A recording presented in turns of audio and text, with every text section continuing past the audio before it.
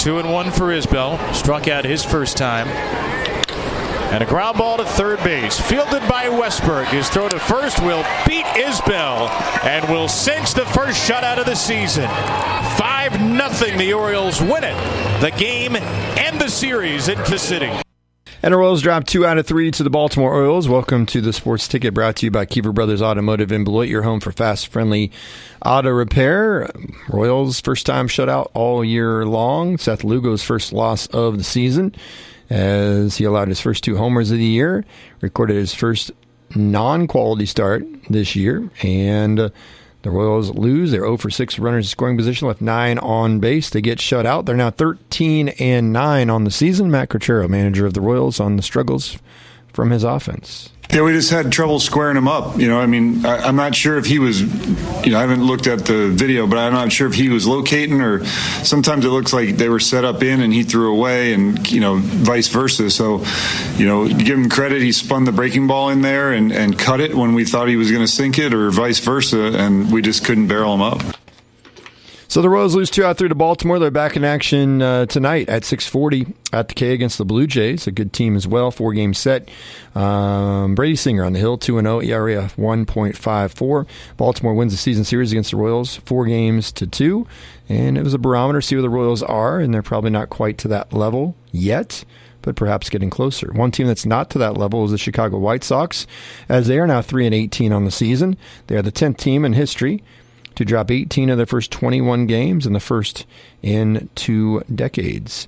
For UKU fans, yesterday marked the anniversary of 21 years ago yesterday that Bill Self was hired as the head coach of the Kansas Jayhawks. And I remember people are freaking out because Roy Williams was leaving. I remember saying on the show we had in Seneca, as long as you get Bill Self, everything will be fine. He's the one and only candidate you should go after. They got him, and I'd say the rest has worked out pretty well. Yeah, I think that was a decent hire. Yeah, decent. You knew where I was going with that, right? Yeah, just decent. They did okay. Nothing very great, just decent, average hire. Bill's getting it done so far. It looks like in the portals, no doubt about that. So there's other coaching news to get to. Why don't we jump into that and then get into the local results? Yeah, the breaking news this morning from Kyle Beisner, the athletic director at Beloit High School, and breaking on a Monday morning and waking me up with some news as the new head girls basketball coach has been announced at Beloit High School. And it is Keith Christine. So Keith's been on the girls' staff here the last year. He was part of the assistant coaches with Shauna Remus there. So as Shauna announced her resignation earlier this offseason, Coach Christine has now stepped in and will be the head coach for the Beloit Lady Trojans. So I'll have more on that story posted later this morning here at KDCountry94.com. Keith spent 12 seasons coaching at St. John's Tipton as far as girls' basketball was concerned, and had a 218-63 record. Had a very, very solid record and pedicure there at St. John's Tipton. They won the state championship and won a Division II back in 2015. So obviously, people around here know Keith Christine.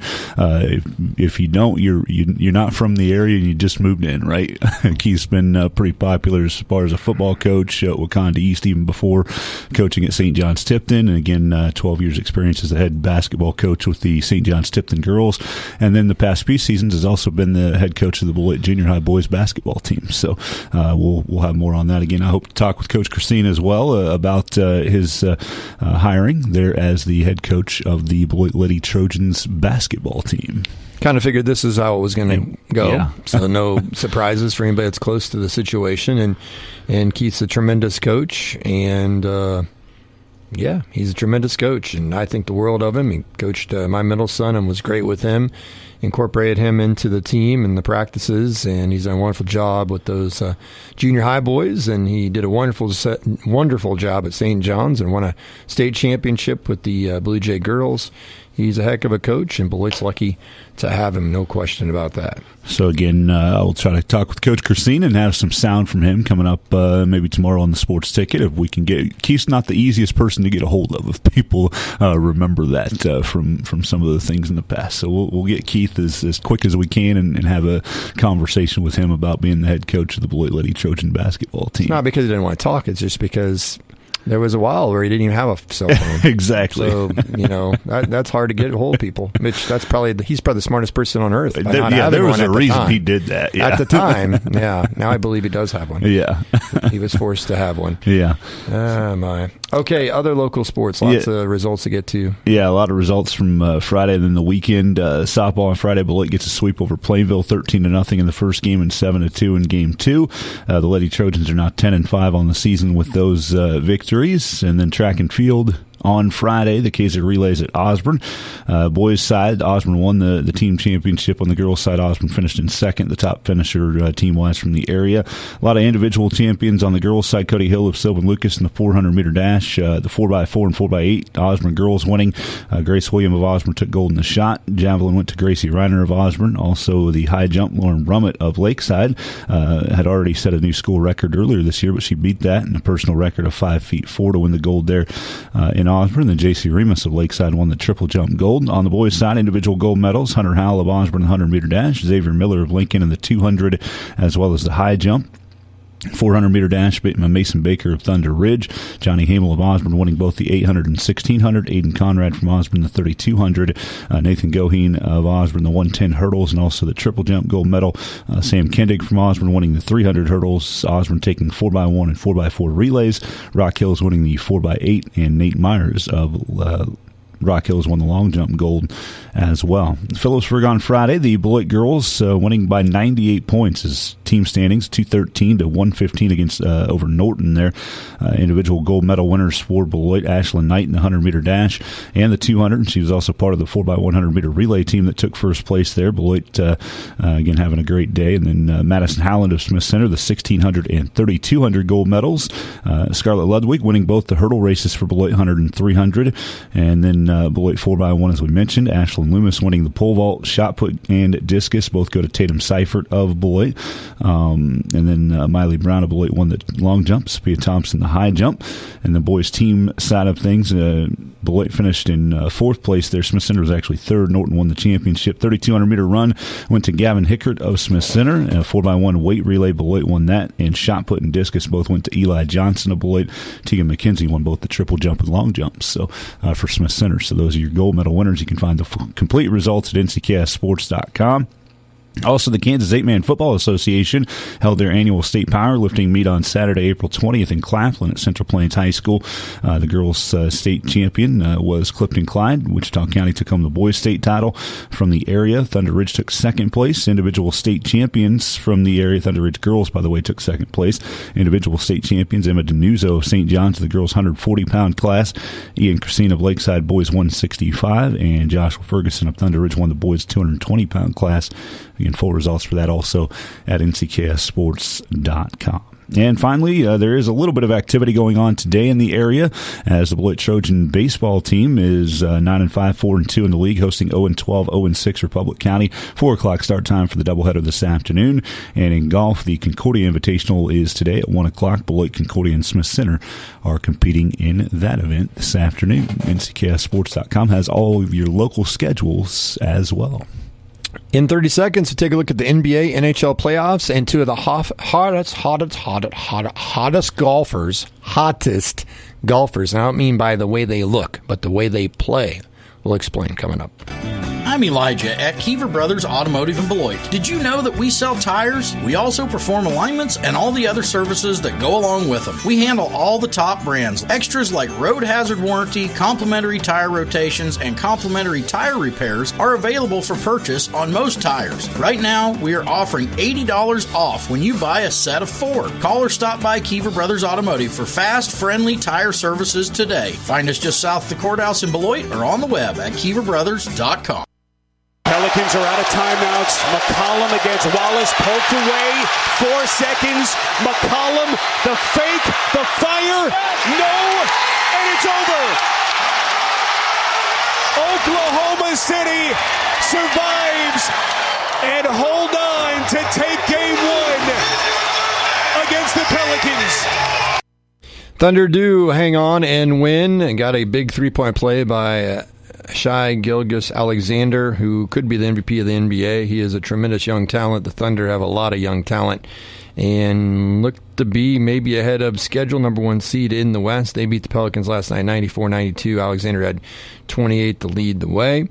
The Bucks destroyed the Pacers in Game 1 without Giannis. Damian Lillard had a huge game, 6 3-pointers, 35 points, 19 in the first quarter. Chris Middleton, 25. Pascal Siakam had 36 for the Pacers in the loss. The Mavericks were down 26 at halftime, get blown out by the Clippers in Game 1. James Harden, well, of course it's Game 1, so he comes up big. 28 points, 8 assists. I know, if you really like Harden, you're not going to get a lot of love listening to this show.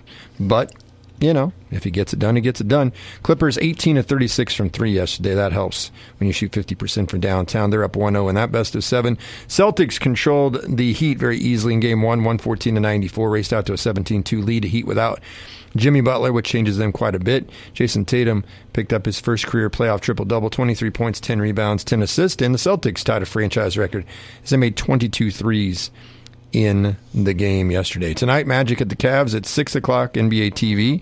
Sixers at the Knicks at 6:30 on TNT and True TV. Lakers at the Nuggets, 9 o'clock tonight on TNT and True TV. So, looking at the NBA playoff series, Boston leads 1-0. Game 2 is coming up on Wednesday in Boston against the Heat. The Knicks are up 1-0 on the Sixers. Game 2 is tonight, as we mentioned, on TNT at 6:30. The Bucks lead the Pacers 1-0. Game 2 of that series coming up tomorrow night on NBA TV at 7:30. Cavs Magic, Game 2 tonight. Cavs won the first game 97-83 on NBA TV at 6 o'clock. Thunder Pelicans, Game 2 of that series. Got to wait all the way till Wednesday for that one, 8:30 from OKC. Thunder up 1-0. Lakers Nuggets, Game 2 is tonight in Denver, and the Nuggets are up 1-0 in that series. And Minnesota up thanks to a 120-95 shellacking the Suns in Game 1. Game 2 in Minnesota, Suns Timberwolves coming up tomorrow night at 6:30 on TNT. And the Maverick Clippers, Game 2 is tomorrow night at 9 o'clock, and the Clippers, as we mentioned, have a 1-0 lead over the Mavericks in that series. The NHL Playoffs, Florida is up 1-0 on Tampa Bay. The Rangers are up 1-0 on Washington. Winnipeg beat Colorado 7-6. That is a high-scoring game. They took a 1-0 series lead, and Vancouver beat Nashville 4-2. Vancouver's up 1-0. Game 2, Toronto-Boston. Boston up 1-0. Is it tonight at 6 o'clock on ESPN? On ESPN2, Carolina versus the New York Islanders. Carolina's up 1-0. Vegas in Dallas to take on the Stars. That's the first game of that series on ESPN at 8:30 tonight. And then at 9 o'clock tonight on ESPN2, Edmonton and the LA Kings. First game of that series as well. Scotty Scheffler has done it again. He is the most dominant golfer. He's the number 1 golfer in the world, and it's not really close right now. After he won the Masters, he comes right back and wins the RBC Heritage, taking home $3.6 million. His last 5 events, he won the Arnold Palmer, he won the Players' Championship, Texas Children's Tournament, he got second. What a loser. Masters, he got first. RBC Heritage yesterday. Actually, it's today because he finished it out today. We had a few holes left due to a weather delay yesterday. And he was up 5 strokes going in the final few holes, dominating. That's $16 million in winnings over 44 days. It's like he's from a different planet right now. And he's playing unbelievable. And soon he's going to be a father. So we'll see if that changes anything for him. And if you think Scotty Scheffler is on a roll, Nelly Korda on the women's tour says, hold my beer, Scotty. Nelly Korda has made golf history yesterday. She won her 5th straight LPGA event while simultaneously locking up her second major of her career. She won the 2024 Chevron Championship by 2 shots. So Nelly Korda is clearly the best golfer on the women's side. She's won 5 straight tournaments. And Scotty Scheffler's won 4 of the last 5, including the last 2, including the Masters on the men's side. So that is domination. NFL Draft is coming up this week. It is on Thursday with the first round, and then Friday, and then to Saturday. And if you're wondering, and we'll talk more draft coming up later this week, if you don't know the order, the Bears have the first overall pick. Many expect them to take Caleb Williams. The Commanders, I think, would be crazy if they don't take Jaden Daniels with their second pick. They need a quarterback. Patriots, maybe they take Drake May from North Carolina. A lot of people talking about J.J. McCarthy shooting up the board from Michigan. I'm not buying it. I'm not buying it. That's what they said about Will Levis last year, and guess where he was? He was a second-round pick where he was supposed to be. I don't think J.J. McCarthy should be in the first round. That's just my opinion. Maybe he turns into the next Tom Brady from Michigan, and he ends up being better in the pros than he was in college. And of course, Michigan won a national championship, don't get me wrong, but it wasn't like he carried them. But perhaps he'll be great at the next level. I don't know. But I don't think he's going to go number 2 to the Commanders. But if they do make that pick, I think it's similar. It reminds me of the Daniel Jones pick by the Giants, where people were surprised. The Giants were the only ones that really loved Daniel Jones. I think the Commanders might be the only one that really loves J.J. McCarthy that high, but we shall see.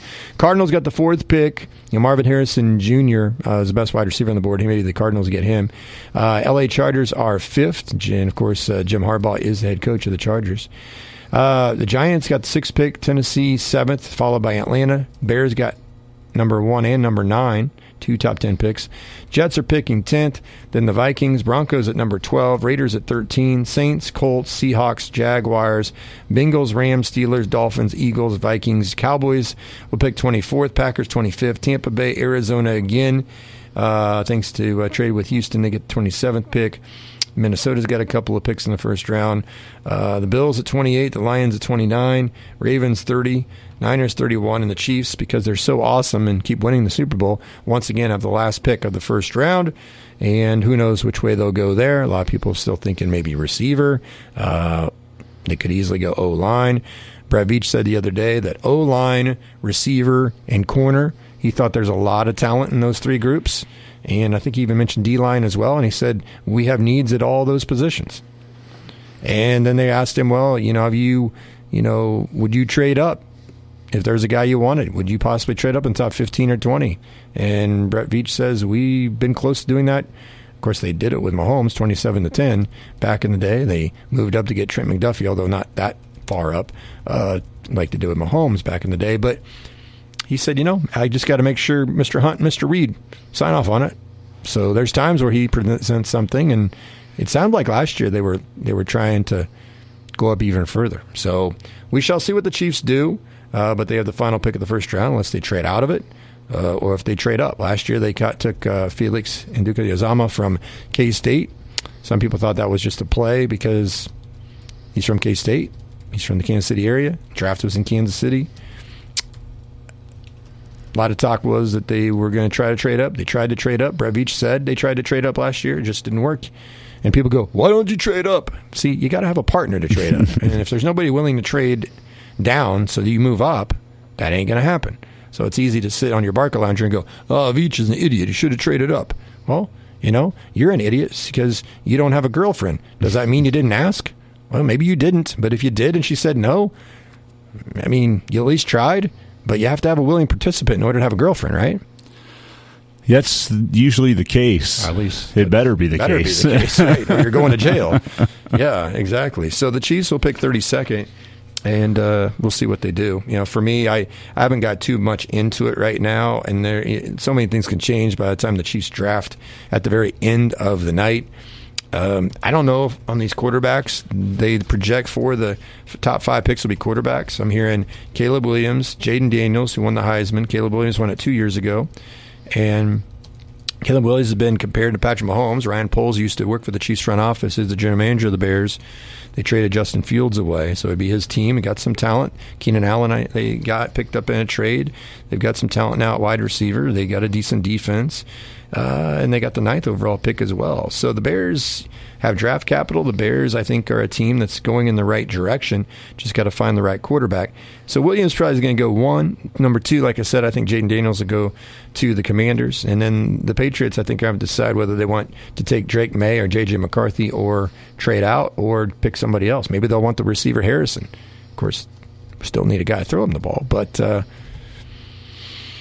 quarterback's always the picks usually, and quite a few go earlier than expected or are overrated, and people tend to reach because they need a quarterback. And I will say this year I don't think there's much reaching, although McCarthy I think would be a reach.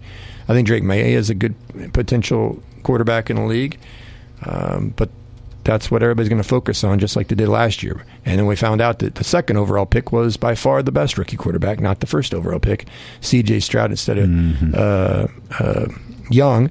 And Will Levis was a second-round pick. Everybody says he's going to be a top 10 pick, top 5 pick. Will Levis might be the number 1 pick. He fell all the way to second round. He's a starter now for Tennessee moving forward. So sometimes you hit on these quarterbacks. Sometimes they're complete bust. And if there's 4 of the top 5 picks end up being quarterbacks, I'll be willing to bet you half of them are at least bust. That's usually how it goes. I mean, everybody wants to hit, but it's just it's so hard to find the right ones and even to scout the right ones and think you know what you're doing. And C.J. Stroud, they say he's not smart. He's not going to be doing very good. He did bad on the Wonderlic or all whatever this stuff. it was. All those metrics that aren't measurable once you actually get out onto the field and start doing things. Yeah. And they mean something to some people.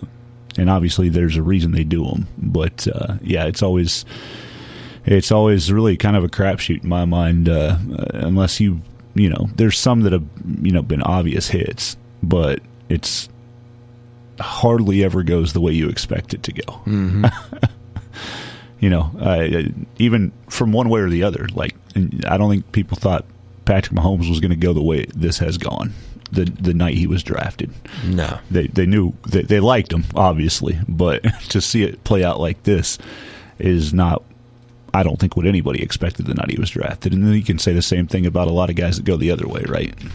Yeah. So it's hard to figure them all out, but eventually some of them are going to hit. You just hope it's your team, and there's been a long list. I was like, thinking about the Bears, it's like I was actually talking about this with a group that I'm in on Twitter, and it's like it must be terrible to be a Bears fan when you could have had this quarterback or this quarterback. You just get constant. You traded up a pick to get Mitch Trubisky. You traded up from 3 to 2 to get Trubisky, which made no sense to me.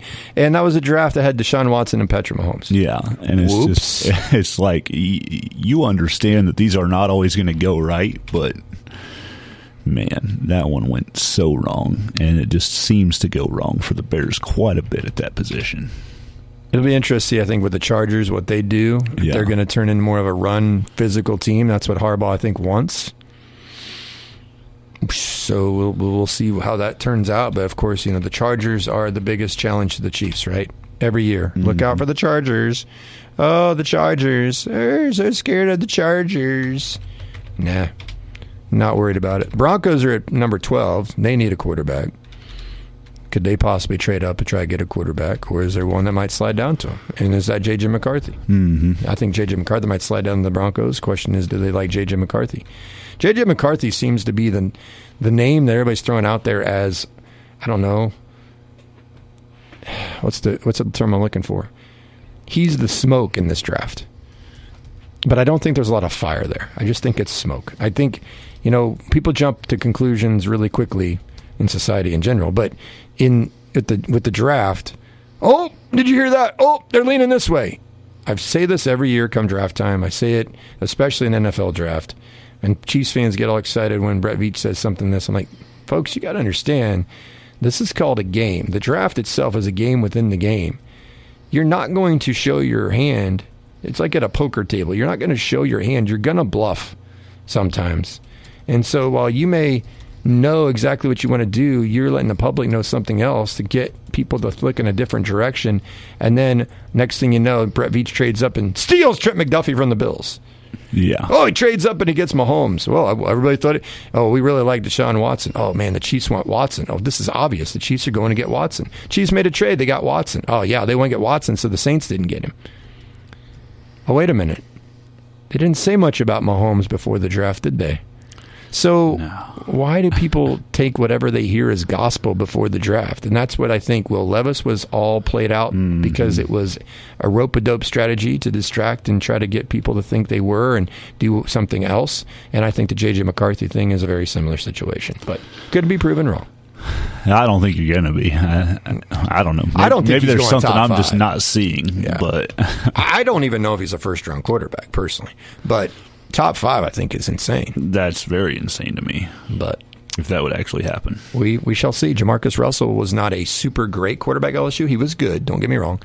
But he could throw the ball 80 yards. People kept talking about how much he could throw the ball 80 yards. He was not very smart. And if you haven't heard the story, he was number 1 overall pick of the Raiders. And the Raiders, 50 figured out or figured that he was not watching the game film that they were sending home with him for studying to be a quarterback in the NFL. And they were so sure of it, they decided to send a blank tape with him. And he went home, and they came back and said, hey, did you study the tape and do this? He goes, oh, yeah, blah, blah, blah. And they knew he was full of crap. Yeah. And it just proved what they thought all along, that he wasn't doing the work. And guess what? He wasn't in the league very long. So I really don't care if a guy can run a 4.12. Can he catch the football? I don't really care if a guy is a tremendous route runner. Is he quick enough to get open? You know, I don't care if a running back has great speed. Can he actually break a tackle? And how about with pads on and a helmet? And can you read the hole? Oh, he can run fast. Oh, he can break tackles. Perfect. Does he have vision? Well, a quarterback, he's got a great arm. Great. Does he have a brain? Because that's kind of important. Listen, Michael Beasley has done some really good things since he got done with football, and I don't know the man personally. I've never met him. But Michael Beasley was one of the most talented quarterbacks I've ever seen in my life. I mean, Michael Bishop, right? Or Michael Bishop. Yeah. I'm sorry. I'm sorry. I had 2 hours. Michael Beasley was a I had 2 hours. Player. I get it. Well, Michael Beasley wasn't exactly as sharp as a tack either. No. Okay, those two could hang out together. But Michael Beasley, he used 11% of his brain. Michael Beasley did a little. That's the part smoking where he was and whatever 11% of his brain. Like I think so. Yeah. So yeah, Freudian slip there. But anyway, Michael Bishop. I'm sorry, Michael Bishop. See, well, and the other reason I get that is Jonathan Beasley played quarterback at KC. Yeah, exactly. And he was a good quarterback. Yeah. He was underrated. Michael Beasley was a great basketball player, obviously, in college. In the pros, he could have been so much more. Who knows? But Michael Bishop was one of the most talented quarterbacks I've ever seen in person and on television. And you're just sitting there going, why didn't that guy get drafted high? Why didn't that guy stick in the league? Why was he never a starter in the league? And Josh Freeman was. And let me tell you something. Josh Freeman was talented. Oh, yeah. And he was definitely smarter. But Michael Bishop's athleticism and the way he played quarterback was way better than Josh Freeman. Josh Freeman was a first-round pick, started for the Buccaneers, had an okay career, nothing super great, but he wasn't a complete overall bust. I mean, he did have a couple decent years. But Michael Bishop, that was a guy that people did understand that he's got tremendous talent, but I don't think he's going to be able to handle it mentally in this league. And so it is interesting. Got all enamored with Marcus Russell, first overall pick. Why didn't people get all enamored with Michael Bishop? I would guess shortly into an interview, you figured it out. Maybe I don't know. But that was a guy who had all the talent in the world, but he just didn't have the mental aptitude, or he didn't want to. Maybe he just didn't have the desire. He just wanted to play and just wing it. And that doesn't work in the National Football League. I know people think Mahomes just wings it. No, he does. I mean, yes, he improvises, but Mahomes, you have to be. Let me tell you something. You have to be pretty damn smart to play quarterback. Honestly, at about any level, but definitely college and pro. I mean, it is way more complicated than you can imagine. You also got to be a lot more smarter than people think to play center. A lot of people just think, he snaps the ball. Oh, no, you're calling out how to pick up this coverage. I mean, the center is the quarterback of the offensive line. Yeah. And they call audibles at the line of scrimmage sometimes as to, hey, where they're going to double team, or we're going to got to watch out for the slant or the stunt or whatever. A lot of communication happens, and the best teams communicate, and they communicate well in order to be successful.